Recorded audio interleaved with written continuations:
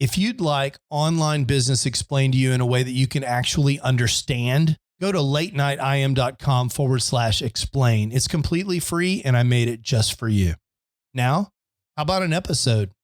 Episode 202. Late Night Internet Marketing. This week on the Late Night Internet Marketing Podcast, we talk about some work at home challenges that I bet we're all experiencing. And we talk about recent dramatic changes to Amazon affiliate marketing commission structures and what that means for you and your business. All this and more on the Late Night Internet Marketing Podcast. The Late Night Internet Marketing Podcast. You've been working for somebody else, but you want a business to run yourself. You want to know how to start and where to begin. Can you get out your comfort zone, my friend? Yes, you can do it right when it's late at night. At the end of the day, your dreams burning inside. So keep it up and you will find that you're building your business one night at a time. And now, broadcasting late at night from a little studio in the big state of Texas, your host, Mark Mason. Hey, how is everyone doing? I am Mark Mason, and this is the Late Night Internet Marketing Podcast, coming to you from the locked down studio in Dallas, Texas. We're still locked down. 6 weeks later, it's, almost the end of April here. And wow, I mean, this is just crazy town. Everything is sort of normal at my house in the sense that we got plenty of food and toilet paper, and I'm still working my day job and working on my internet business, and everyone's healthy, and that's all great. But everything is totally upside down from a normal life sort of point of view. And one of the things I wanted to talk about today is I totally underestimated the real impact of completely turning my entire work life upside down. I had so many amazing plans for this 4 to 6 or 8 week stay at home period, because I was imagining, and we talked about it here on the podcast, how incredibly lucky I was going to be able to take the amount of time that I was commuting into downtown Dallas from my house out in the suburbs, and turn that into incredibly efficient internet side hustle business time. And I immediately, almost comically, made this amazing list of all the things I was going to get done during this time, and, just how I was going to exit this period with all these amazing things accomplished. In fact, I even did my traditional 12-week plan approach, and I formulated a 12-week plan for this sort of COVID stay-at-home time so that I could make sure I was holding myself accountable, getting things on track, and making progress. And it's been way different than I expected, and I wonder if it's been that way for you. And I thought I might talk through some of my lessons learned during this process. So the first thing is, I think the psychological impact of this whole COVID-19 situation has been bigger than what I imagined I would personally experience. I'm a happy-go-lucky guy. My glass is always half full, even when it's laying on the floor and cracked and broken. I carry my own weather. I decide how I'm going to feel every day. So I imagined that my own psychological state would not be impacted at all by the COVID-19 crisis. And in fact, I made a conscious effort to watch as little news as was responsible. I watched enough news so that I could know what was going on, understand how I was being impacted, but I was very intentional about not watching all the horrific things that were going on in Italy when that was going down. I was intentional about not getting involved with all of the debate around whether or not Trump and Fauci and all these guys were doing a good job handling this problem. I was very much controlling the things that I could control and not worrying about the things that I couldn't control, and not spending time letting negative junk into my head. You know, it's an old Zig Ziglar thing. It's a stinking thinking sort of mentality, and just keeping all of that negative stuff sort of at bay. And I think that helped quite a lot, but I definitely have felt, just with all this change and all the kind of malaise that the world is going in, even me, Mr. Positive Guy, felt an impact on just sort of how much drive I had to get things done. It's been really weird. And how much I've gravitated towards wanting to be a couch potato, or wanting to sleep in, or not really wanting to follow through with all of my exercise routines and all of that kind of stuff. And it's not a dramatic thing, and it's not like a clinical depression thing or something where I'm really worried about it. I've just noticed that my normal amount of sort of overwhelming, self-motivated energy has been decreased during this time. And when I unpack that, I think it's just a byproduct of the general situation that we find ourselves in, and the breaking of routine and a lot of other things that have had much more of a psychological impact than I expected. And so I wonder if that's the same for you. And if you haven't been feeling yourself or getting the things accomplished that you wanted to get accomplished, or you find yourself lacking somehow in some motivation, or maybe even feeling slightly depressed, I think it makes sense to go ahead and own that and understand that that is a thing. It's something that is happening to a lot of people, I think particularly entrepreneurs, and it's something that in order to deal with, you've got to first name and recognize and say, okay, hey, we're in a different psychological environment than we're normally in, and that can have many effects, and some of those effects might not be great.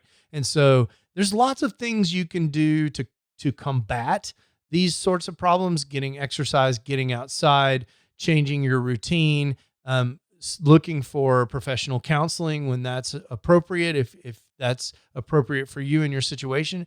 But I think it's a real thing. So for me particularly, I think, April did not result in the kind of productivity that I wanted to see.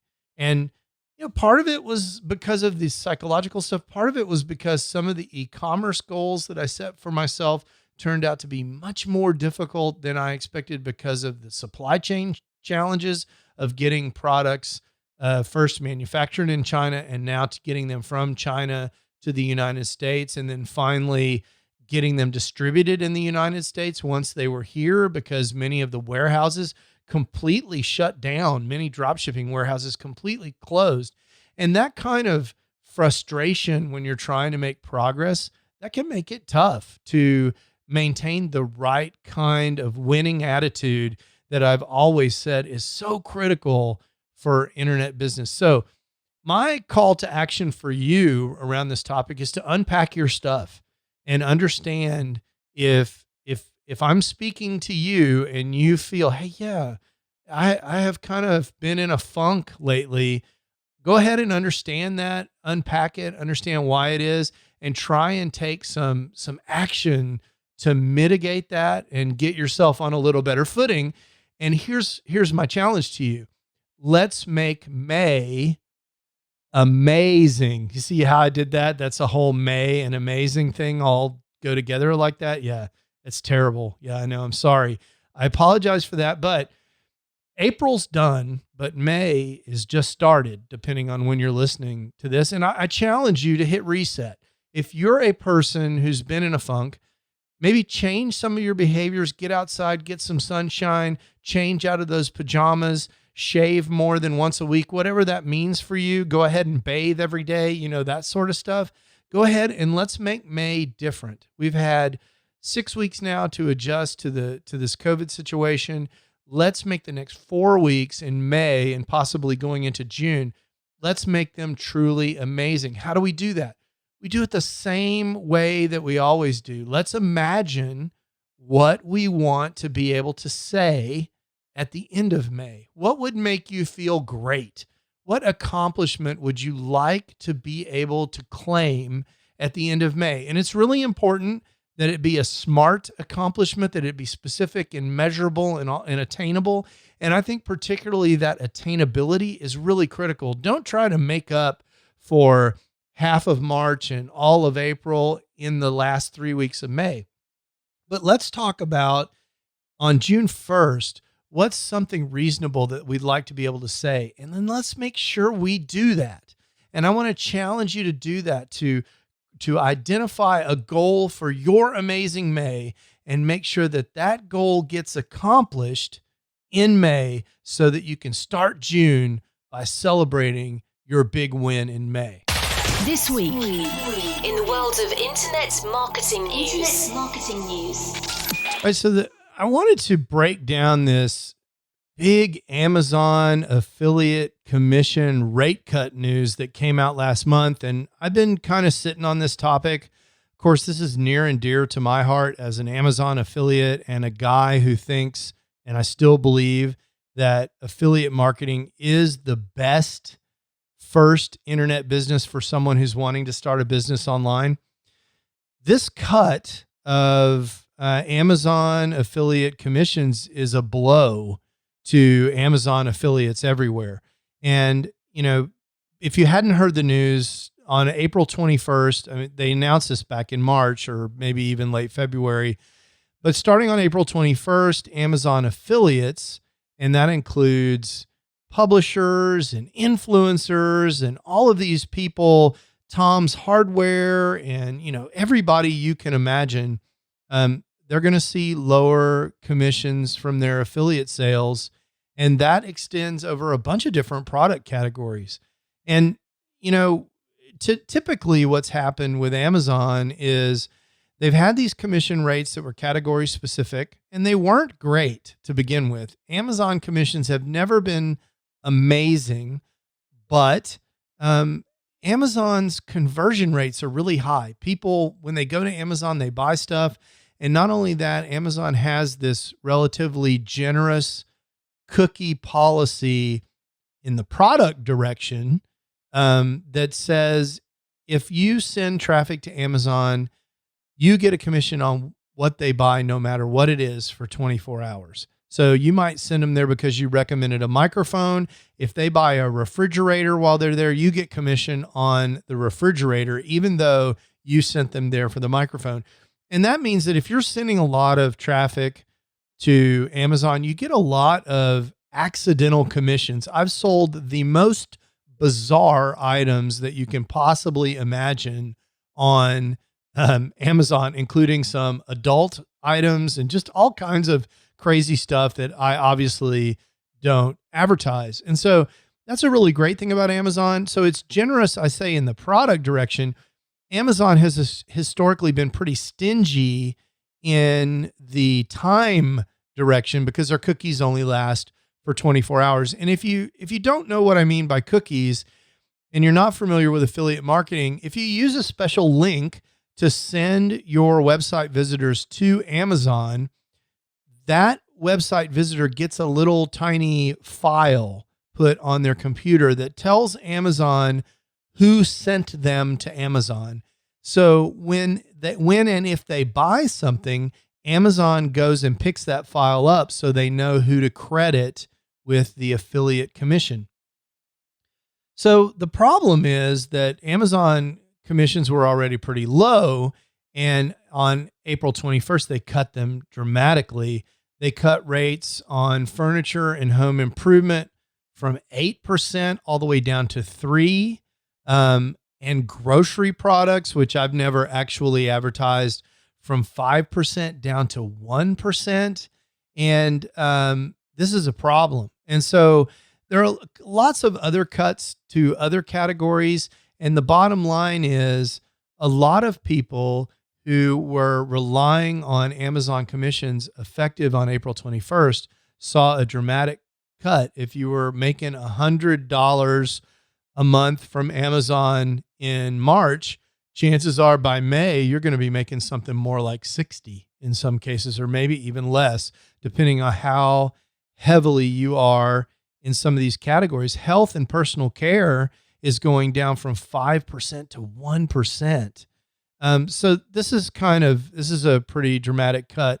And I think it, a lot of people talk about what kind of company is Amazon, and who, you hear about these labor issues at Amazon, and I love Amazon. I spend a ton of money there and I love using them. And I think they're offering an amazing service, but as a company and a brand reputation, they've got some issues. And now they've just demonstrated that by announcing an almost punitive commission change in the height of one of the biggest worldwide financial crises that has ever been, right? So here are all of these solo entrepreneurs out there who are relying on Amazon commissions, and right at a time when their other income streams like public speaking and other kinds of maybe course sales and other kinds of online business are under attack,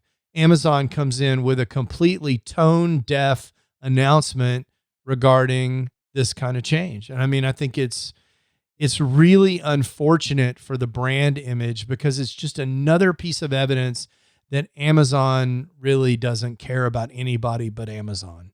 And it's capitalism, and if I don't like it, I should shop somewhere else, right? Or I should take my affiliate marketing traffic somewhere else, and we should all punish Amazon, and that's the way business works. And I think that's fine, but it still would have been nice for Amazon to come out and say, hey, look, we had planned this cut. You guys need to get ready for it. But because of the current world situation, we're not going to implement this until summertime is over, or something, or the crisis is past, something like that. I think that would have been a really nice thing to do in the current climate.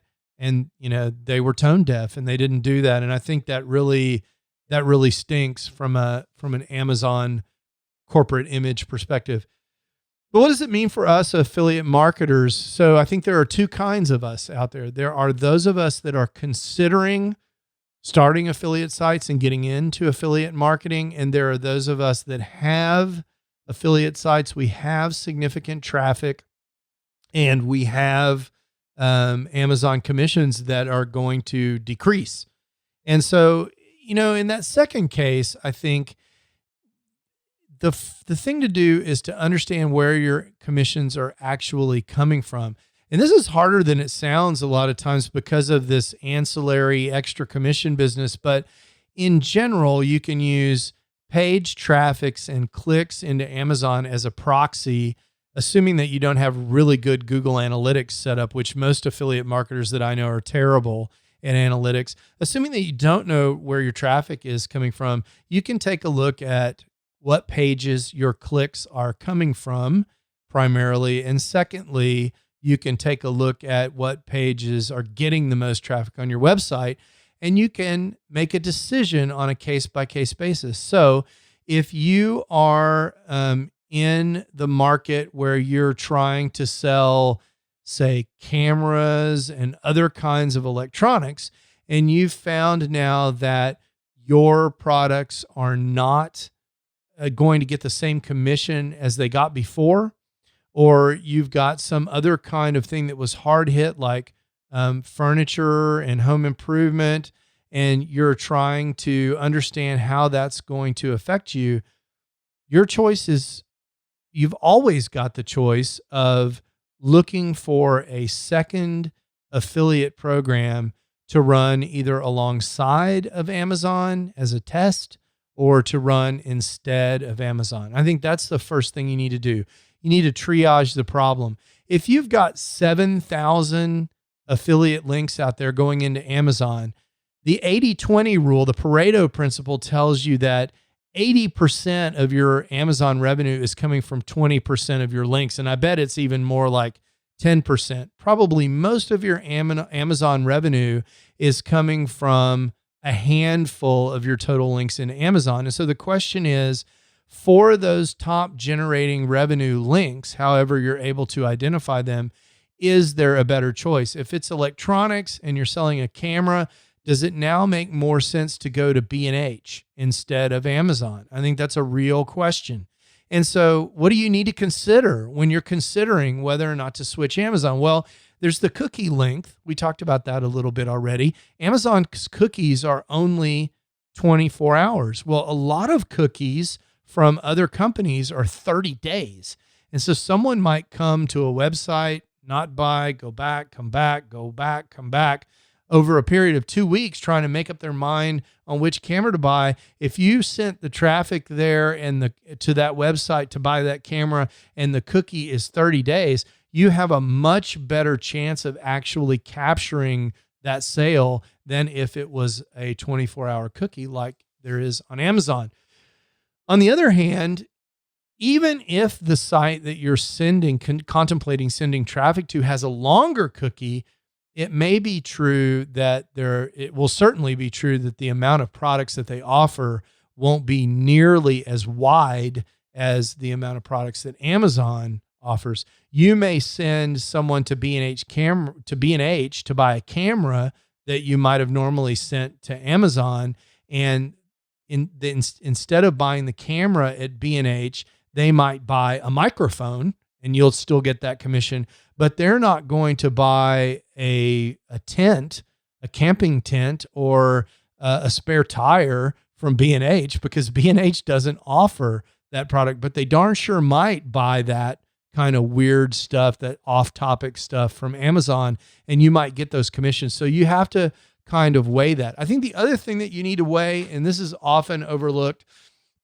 and this is something that Shopify is actively trying to attack, is Amazon already has, chances are, your visitors' credit card information.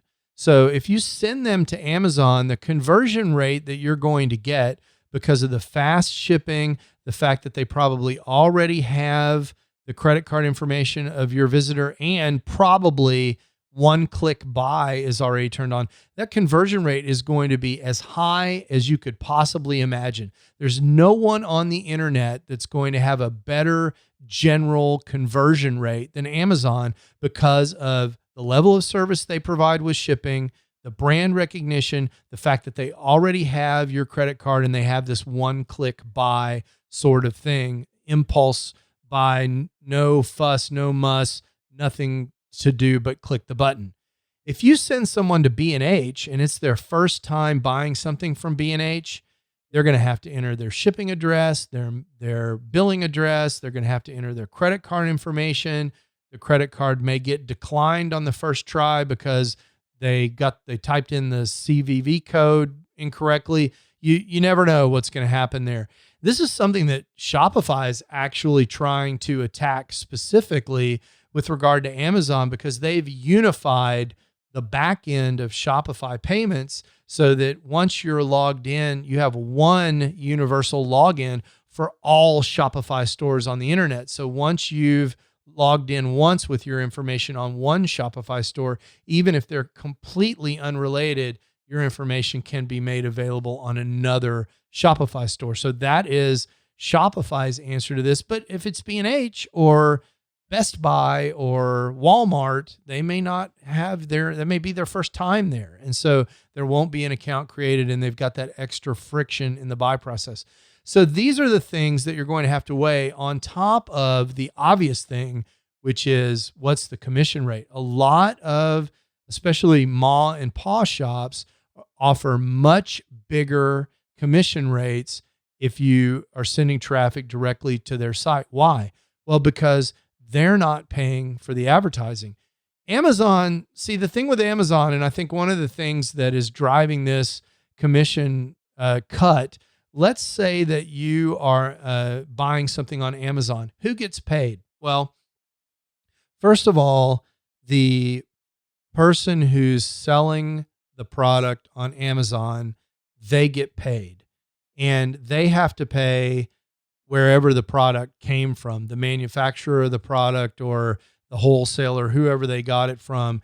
And by the way, they had to pay UPS to get the product into Amazon. So all those people are getting paid by your transactions.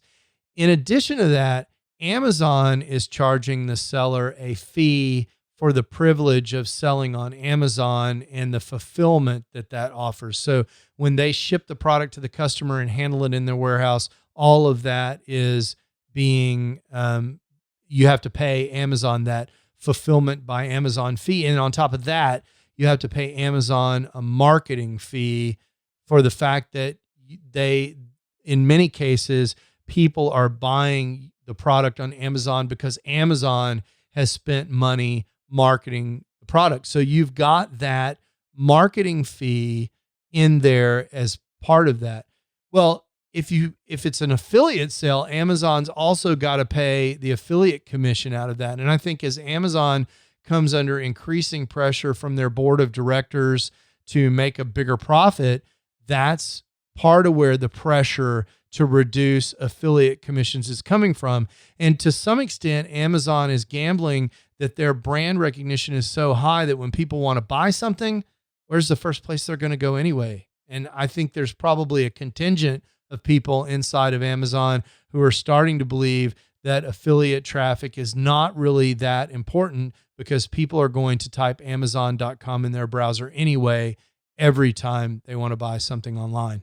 So where does this leave you? So where it leaves you is research the options that are out there for affiliate commissions for the kinds of things that you're interested in selling on, and start with the pages where you have the most traffic. If you've got an existing site, and either replace Amazon, or one of the interesting things I've seen proposed is give your readers some choices. Say, hey, you can find this on Amazon, or I really like B&H because they have amazing customer service, for example. You can do those kinds of things and give your readers more choice. That makes your content even more valuable than it was before you had only the Amazon link on there. And that is going to not only help your reader, but it'll also help you as you start to test where the best commissions are coming from. And you'll be able to see, as you split those, what's paying the most, what's converting the best, what kind of ancillary commissions that you're getting. And that's going to vary depending on your niche. So now the question is, if you're about to start a site, what should you do? Is it still viable? Should you still start affiliate marketing sites? Of course, the question is absolutely yes. Look, we've always said that when you are considering the viability of an affiliate marketing niche, you should consider whether or not the thing that you want to promote is profitable. And I've said all along, for example, if the thing that you really think you can sell is a $1 item that makes a nickel commission, then you shouldn't bother promoting that item unless you feel like you can sell 1 billion of them, right? So I think now that just reduces the pool of items that are on Amazon that you might actually want to promote. Do you want to promote something with a 1% commission? Probably not, unless it's a multi-$1,000 item that you can convert relatively well. On the other hand, if it's a 3% item, let's say it's $300, and you feel like you can get, those commissions reliably, maybe that's worth it for you, especially if you can rank content for that, because once that happens, this is essentially free money. So I think it's still a viable thing to use Amazon. On the other hand, I think what this really means now is it's more important than ever for you as a new affiliate marketer not to be lazy, because that's one of the things about affiliate marketing with Amazon.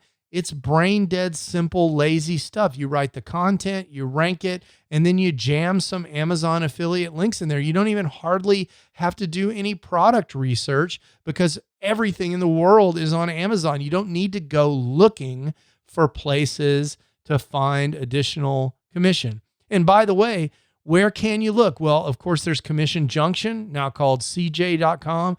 there's Share a Sale, and there are tons of independent affiliate programs out there that you can find by typing your product name or your product niche and the word affiliate or affiliate program or partner, those kinds of search phrases. Those are easy to find, and maybe I'll do some additional content on how we can find those programs now that seems to be even more relevant.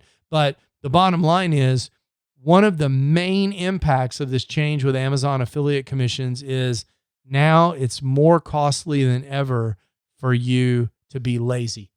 So I hope that helps. I don't want you to panic over Amazon affiliate commission cuts if this has impacted you significantly. I hate that, but I want you to take control of your own destiny. Take this opportunity to make your best, most productive content even better, to make it rank even higher, to add options for your buyers with other affiliate programs and see where that takes you. I think that's the best, strongest, and first way you should combat the cut in Amazon affiliate commissions. Okay. I am looking forward to next week. I'll be back with an amazing interview that I have been waiting a long time to actually get on the air, and it's perfect timing. Matt McWilliams, who's one of the most accomplished affiliate marketers and affiliate program managers. So he works both sides of the affiliate game. He's managed giant launches from people that you've heard of and know and love, and he's an affiliate marketer in his own right. He's going to be on the show next week to talk about affiliate marketing and the kinds of things that you can do in order to make your affiliate marketing business grow. Until next week, I hope you stay safe. Talk to you soon. Ciao. You can do it right when it's late at night. You've been listening to the Late Night Internet Marketing Podcast. Be sure to visit lnimpodcast.com today to leave feedback for Mark. Download special bonus content, access the show notes, and more. See you there. Until then, go and make some great progress on your internet business, one night at a time. One night at a time.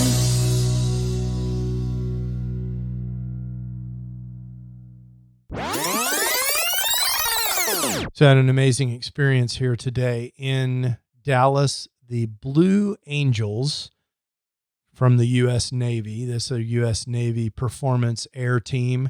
They flew over Dallas in formation all around Dallas, and specifically on a flight plan to overfly as many hospitals as possible in tribute to first responders and nurses and doctors and all these people that are fighting COVID-19. Super cool. We were able to go not very far from the house. They almost flew directly over my house, and we were able to get some amazing photographs. My wife, Paula, as many of you know, is an outstanding photographer. We took some awesome shots. It resulted in lamenting for an even bigger lens. We already have some big glass, but now that we're shooting airplanes, we want really big glass. But she got some amazing pictures nonetheless. Those are in the show notes, and you can find them at latenightim.com/202. You'll also find a super cool video there. This is a 1-minute video that we threw together with our experience. It's kind of fun. So I encourage you to check that out again at latenightim.com/202. And of course, if you're a first responder, a medical care provider, if you're, doing anything in support of this effort, I want to thank you. And I really appreciate you helping keep everybody alive. Ciao. Late night internet marketing.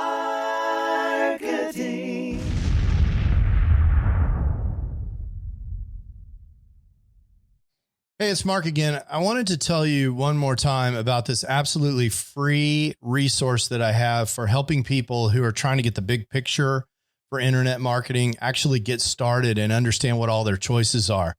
If that's not you, there's no more content. You can skip to the end. But if you're someone who came to this podcast because you're searching for how to get started online and you just can't cut through all the noise. I get it. That was me in 2007 when I was trying to get started. There were so many people throwing offers at me that I really couldn't even understand what all the different business models were. I couldn't understand how money moved around on the internet, and I couldn't really get a grip on what direction I wanted to go in so I could figure out how to move forward. I've created a free video resource for you just for that purpose at latenightim.com/explain. In several short videos, I just explained to you what internet marketing is all about and what online business is all about and the different options that you have for starting an online business. There's nothing to buy there. You just sign up for access and you get the videos just like that. So if that's interesting to you, or if you know someone who's in a same situation, send them that link, latenightim.com/explain. And let me know what you think. I'd love to hear what people are thinking that are in the exact same position that I was in more than a decade ago in 2007. In some ways, it seems like yesterday. And in some ways, it seems like an entire lifetime ago. Again, that's latenightim.com/explain. Late night internet.